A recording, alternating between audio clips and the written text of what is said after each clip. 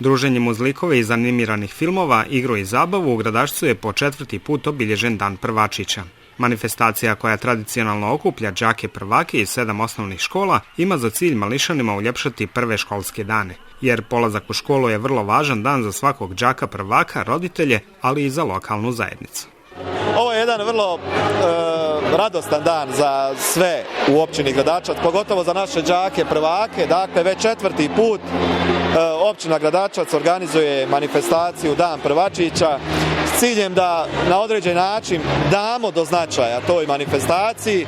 Drago nam je što i ove godine učestvuju sve škole, 438 je đaka prvaka.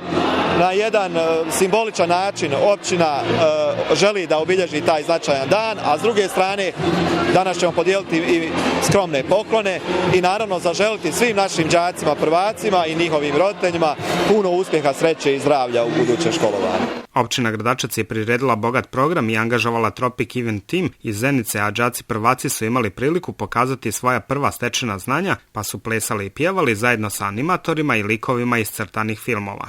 I danas su mališani imali značajnu roditeljsku podršku sa tribina Gradačkog sajma. Upućene su im najljepše želje da budu dobri đaci sa pregršt petica.